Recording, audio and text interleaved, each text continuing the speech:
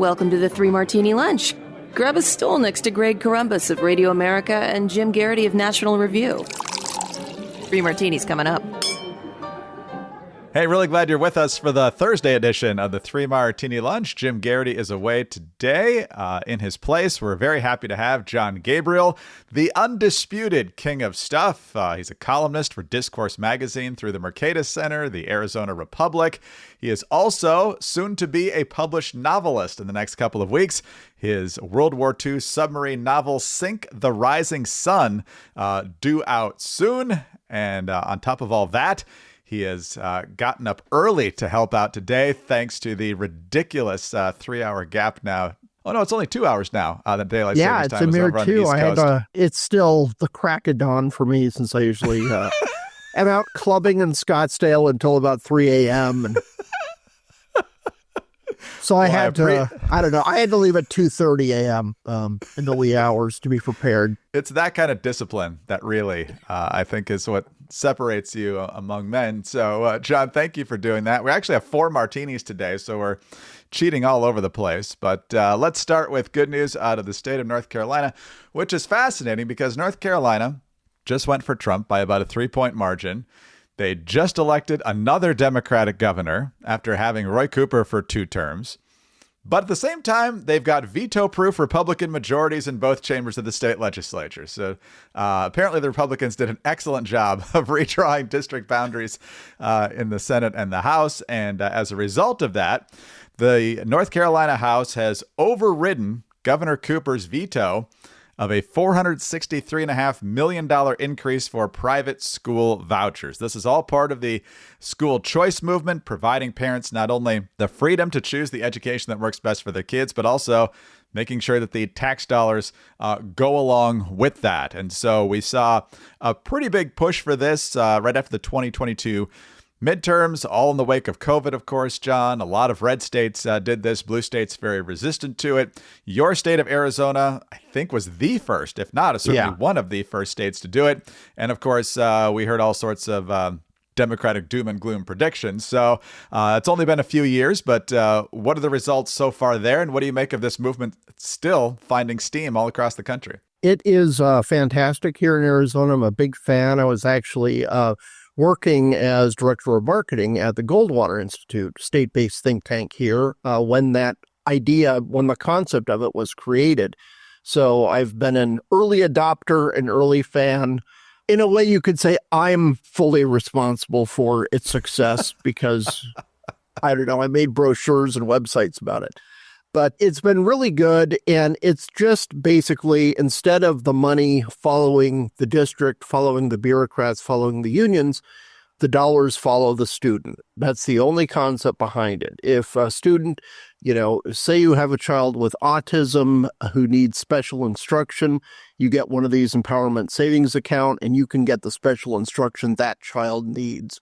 Still, our public schools are doing fine here as well. They've actually raised their standards a bit with the competition from charters and these empowerment savings accounts, as we call them out here. So it's been an unalloyed success, good for North Carolina overriding their governor to do this, because really, do you care about kids or do you care about teachers' union bosses? And Democrats here in Arizona and in North Carolina, they are far more concerned about those sweet, sweet dollars coming from teachers' unions. So it's good to see legislators in North Carolina giving the kids the money instead of the union bosses.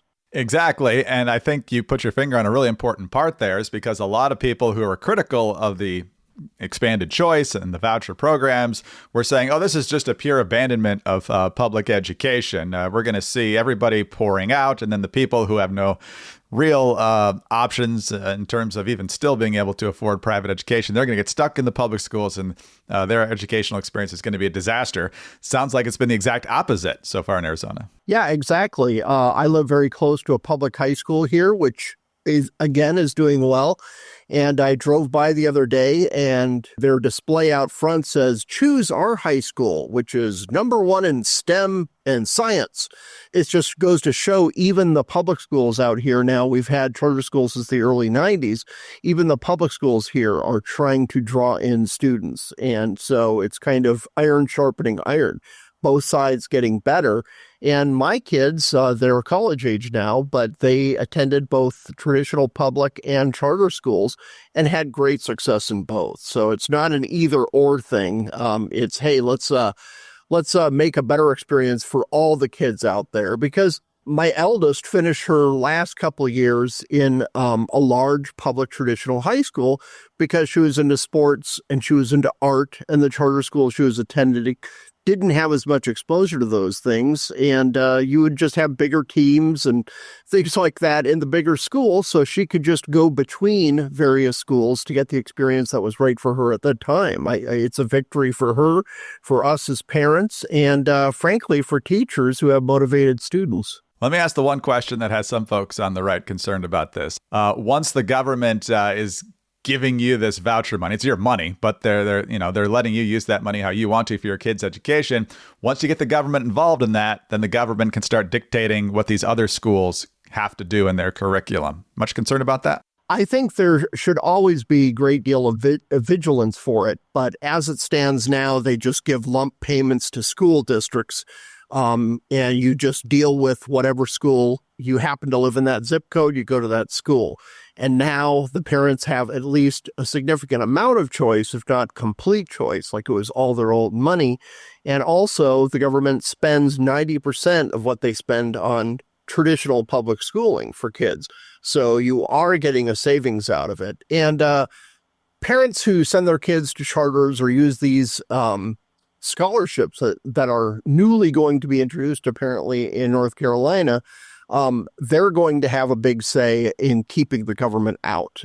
These are the parents who are most involved in their kids, most involved in their schools, and it gets pretty fierce when it comes to moms and dads protecting their kids. That's great to hear that the early returns show that everybody's doing better as a result of these programs, and that's exactly what we would have hoped for. All right. Well, if you belong to a teachers union and you hear those fantastic results, you're not going to be too happy, and I wouldn't be surprised if you wanted to drown those sorrows about how all your fear-mongering hasn't worked out so far. But if you're going to do that, take Z-Biotics first, and you'll feel much, much better the next morning. Z-Biotics pre-alcohol probiotic drink is the world's first genetically engineered probiotic. When you drink, alcohol gets converted into a toxic byproduct in your gut, and it's this byproduct, not dehydration, that is to blame for your rough next day. But Z-Biotics pre-alcohol produces an enzyme to break this byproduct down. So just remember to make Z-Biotics your first drink of the night. Drink responsibly, of course. If you have way too much, you're still going to feel lousy the next day, and you'll feel your best tomorrow. Go to zbiotics.com/3ml to get 15% off your first order when you use 3ml at checkout. Z-Biotics is backed with 100% money-back guarantees, so if you're unsatisfied for any reason, they will refund your money, no questions asked. Visit zbiotics.com/3ml and use the code 3ml at checkout for 15% off. Thank you, Z-Biotics, for sponsoring this episode and our good times. All right, John, on to our second martini. And again, we have 4 today. This is a little bit of a doubleheader. First of all, yesterday we got the conviction and the sentencing for Jose Ibarra, the illegal alien gang member who brutally attacked and murdered Laken Riley, the nursing student in Georgia. We've now heard about the 18 minutes that she frantically fought for her life, and this monster continued to attack and eventually murder her. The impact statements during her sentencing yesterday were absolutely heartrending. Her stepfather reading her letter to her future husband, who she hadn't even met yet, but was, talking about her faith and how she was already planning in her mind, whoever this was, they were going to build this beautiful life together. And just seeing what was robbed. And it's not just Laken Riley, it's so many other families across the country as a result of dangerous criminal aliens that the Biden administration has just waved through. This guy alone, Ibarra, came to the border, waved into the country, went to New York City, was arrested, and at taxpayer expense, after being put up at the Roosevelt Hotel at taxpayer expense, was given a taxpayer-funded flight to Georgia, and that's where he murdered Laken Riley. But sadly, it's just the tip of the iceberg. Yesterday, Health and Human Services Secretary Javier Becerra, who Joe Biden, of course, would call Xavier Baccaria, if you remember when he was announcing his cabinet 4 years ago, was testifying on Capitol Hill under questioning from Wisconsin Congressman Tom Tiffany, who has done a lot of work, a lot of research, a lot of on-the-ground investigating on what's going on with the border and then even deeper into Latin America. And they were talking about this issue of the hundreds of thousands of immigrant kids who are just missing. Last check, it was over 300,000. Now folks think it's closer to 400,000. Listen to what grand jury testimony has revealed that Tom Tiffany explains here, and listen to how little Becerra seems to know, and I guess a little more subjectively, how little he seems to care. Are you familiar that in that report, it revealed that children were pimped out by their aunt, which it turns out the aunt wasn't even related to the child, the so-called aunt. Are you familiar with that story that was in there? There are a number of incidents that are reported in that Florida report. Some of them I can probably recall better than others. Some of them I would challenge and dispute, but that one I don't remember. And do you remember the teenage girl that was in a house with unknown men with no private bedroom for her?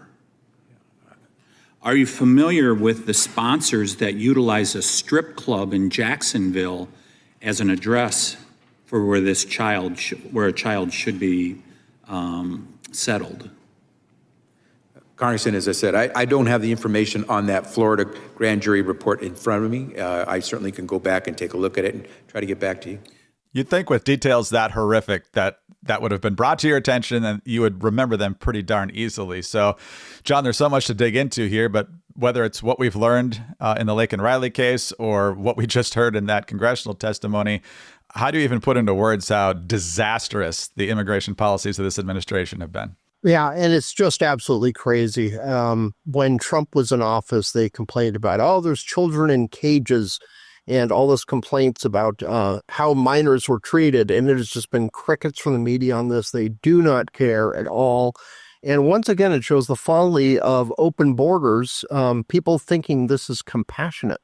This is not compassionate. All it does is empowers coyotes. I live in Arizona. There's outside of a little town, a little border town on the Mexico side of the border called Sasabe. There is a field of crosses in the desert, and the cross is showing all the people who tried to cross the desert and died. This is what open borders is. It is not humane. It is not righteous. It is not kind. It's horrible, and it's hard to even process. If this happened to one child, it should be a scandal.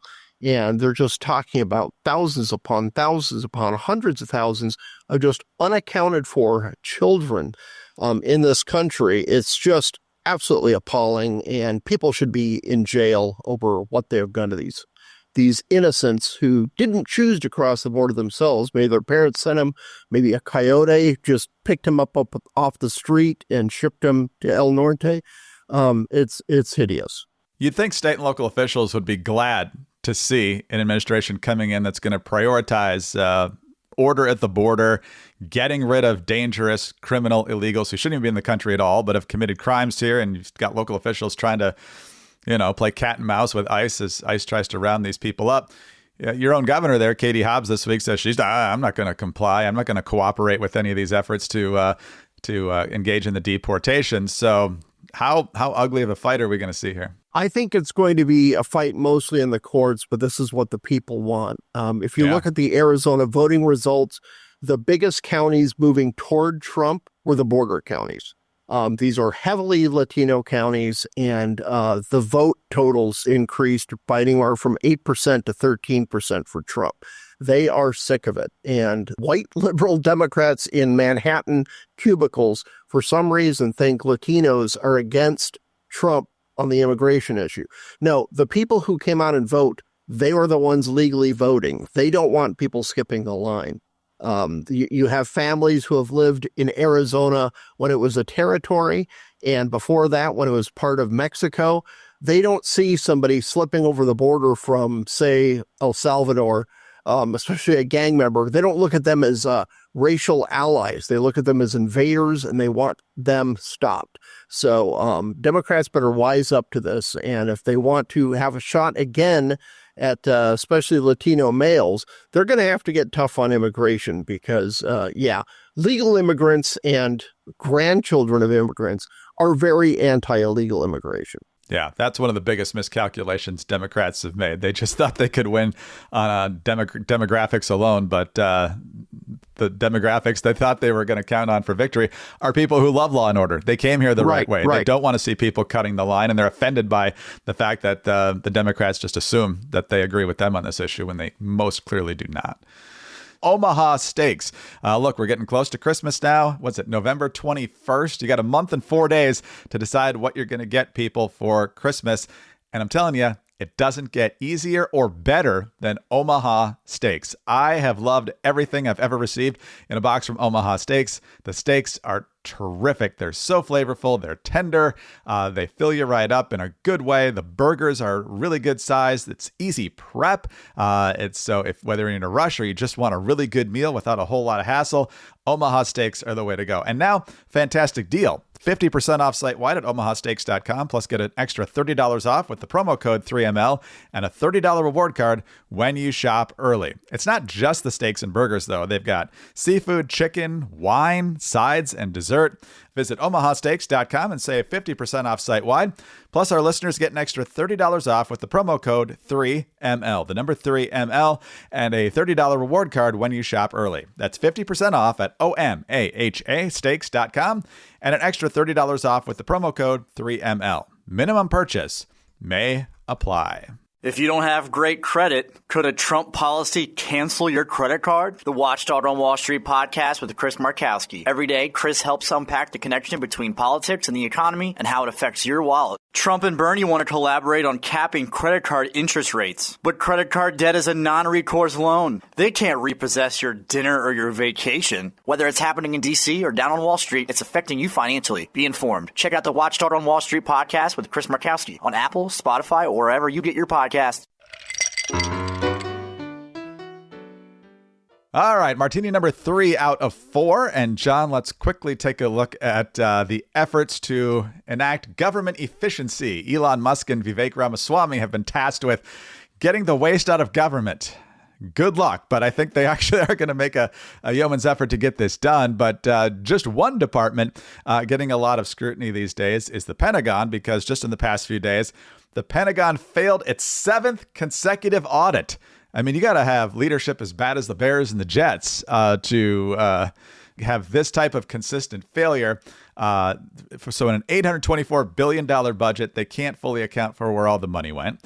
Other articles this year include one from Dominic Pino over at National Review saying there were $236 billion in improper federal payments in 2023. Back during the pandemic, more than $200 billion in pandemic relief potentially squandered, and that doesn't even include the fraud. Oh, and by the way, the U.S. has failed to track $1 billion in Ukraine military aid.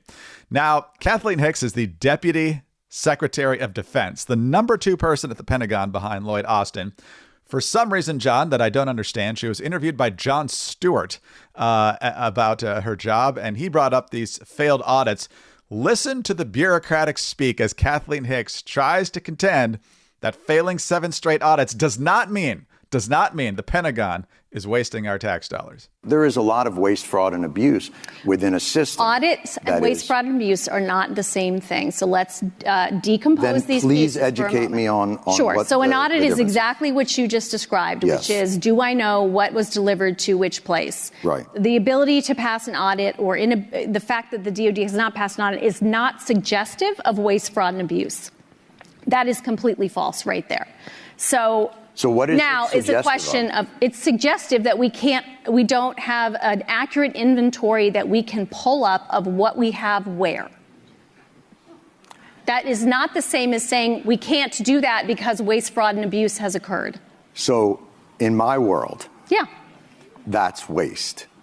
How is that waste? If I give you $1 billion and you can't tell me what happened to it, that to me is wasteful. That means you are not responsible. But if you can't tell me where it went, then what am I supposed to think? Every once in a while, Jon Stewart lurches to the truth, whether it's about the Wuhan origins of COVID or in this situation here. And John, the disconnect, the Washington disconnect of, hey, just because I can't tell you what happened to billions of dollars doesn't mean they were wasted. This is the Leviathan we're up against here and trying to streamline this government. Yeah, and what's amazing about that interview is her just like laughing incredulous at Jon Stewart. Like, how are you such a moron that you think the fact that billions of dollars just vanished is a bad thing? It's just insane. The arrogance is crazy, and any veteran knows how wasteful the Pentagon can be. We all saw it.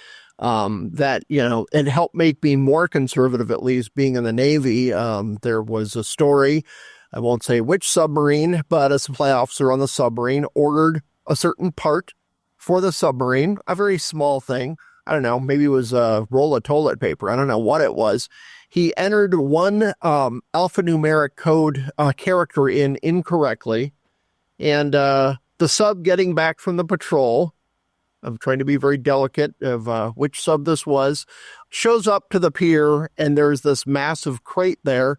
They're saying, what on earth is this? They said basically it was a tailhook assembly for an aircraft carrier that was delivered to the submarine, expedited from Washington, D.C., from the Beltway area at least. We actually are not able to fly airplanes off the deck of a Los Angeles class submarine, but the Pentagon they never put two and two together, basically. So this is, the waste, fraud, and abuse is legion in the Pentagon. The press used to get very outraged about this back in the 80s, back in the 90s, what was it, $800 hammers and the like. Now we're into billions of dollars, and since the Democrat is in the White House, the press doesn't care. So thanks, like you say. Jon Stewart can stumble onto the truth sometimes. There's so much foolishness that when he hits a certain level, he just can't handle it anymore. So good for him. But yeah, these people, they have Beltway brain. They don't know how to think in human terms anymore. Unbelievable. Yeah. Hopefully Elon and Vivek can start untangling all this, but it's going to take a lot of work, and they've got a limited window of opportunity to get it done. So good luck to them. Good luck to them for sure. All right, John, on to our bonus fourth martini today. And for those who follow you on X, Twitter, whatever you want to call it, they know that you've been having a lot of fun with this trend over the last several days. And that is how many lefties and even celebrity lefties are leaving Twitter, going very public in flamboyant ways to announce they're leaving Twitter. Some of them are headed over to this new joint called Blue Sky and finding that a cesspool that's just as bad, if not worse, than what they were finding on Twitter. And even Ellen DeGeneres, actually, I think is the first celebrity ever to leave the country after threatening to leave the country before an election. She's now living in England, and great, whatever. You still don't need to tell me. But you've got, let's see, Stephen King has decided he's leaving Twitter and had to tell us all about it. Jamie Lee Curtis, I think, was one of them. Gabrielle Union was the one you had a lot of fun with. You can talk about that in a minute if you want to. Rob Reiner leaving Twitter. In fact, he hasn't had much fun over on Blue Sky at all. Not a lot of blue skies for him over there. He says that he's shocked that all the abuse and hate from Twitter has now moved over to Blue Sky, and that's basically because lefties don't really have a sense of humor, so all they're going to do is rant and scream at you. Then he says this platform is vile and racist and evil. And then basically by early this morning, he says, I've made the decision to take the next few days to check into a facility for peace and relaxation. No phones, social media, no trolls, just calmness to heal my pain. And his pain is not winning this year's presidential election. And so somewhere his father-in-law, Archie Bunker, is having a good laugh about that, I guess. Hopefully Rob Reiner is doing okay, even though he's very radical on politics. But John, what do you make of the left being so public about their anguish here and having to leave this platform? You could think of Twitter as being a kind of HOA. There are some standards. If you're harassing people, you can get blocked or banned or whatever. So they create Blue Sky as an alternative that'll be all sunshine and rainbows. But basically, not only is Blue Sky an HOA, it's like an HOA where everybody in the entire community is an HOA officer reporting every neighbor, they should call it Blue Karen. And they are just blocking people left and right, and you're intolerant. And if you aren't the far left, say 7% of the country, then you are their enemy, and they will batter and harass you. There are some conservatives who, for fun, have just gone over there and said very basic common sense facts. And they're just immediately booted off the site. They're blocked. They're censored. The people are screeching at them. Through all the profanity, they say, look, you can't be here because this is a place for love and of healing. And it's just like a bunch of crazy people over there, everything I can see about it. So good luck. Good luck over there, Ellen DeGeneres. I'm very sorry you have to sell your bazillion-dollar mansion in Montecito, California, which is, Montecito, just so you know, is, I don't know, I think you need probably $1 billion house to even have entry into the place. It's just insanely wealthy. And the richest of the richest stars, they don't live in Beverly Hills, they live in Montecito. So enjoy the lovely weather in England with you and your spouse. And I hope you can survive under, I don't know, there'll be about 14 prime ministers by the time Trump is done here, doing England's track record. So sorry, sometimes we lose elections and we need to move on. I've never had to check myself into a rehab facility to do it. I just have one stiff shot of bourbon and I'm back at work. So Gen X, man. That's Gen X for you right there. That's how we roll. You know what got Rob Reiner so much hate? It was him admitting that Trump won. And just the avalanche was underway. So yeah. When Rob Reiner is your voice of reason, right. Good luck. Good luck. Exactly. Man, John, always a blast.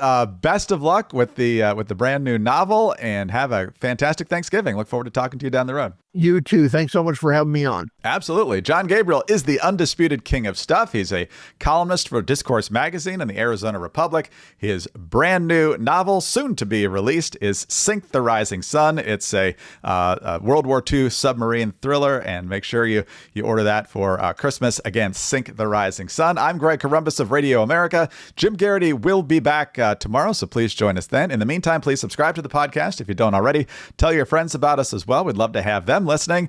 Thanks also for your 5-star ratings and your kind reviews. Please keep those coming. They are a huge help. Also, get us on your home devices. All you have to say is play 3 Martini Lunch Podcast. Follow all of us on X. He is at XJohn, EXJON. Jim is at Jim Garrity. I'm at Dateline_DC. Have a terrific Thursday and join us again on Friday for the next 3 Martini Lunch.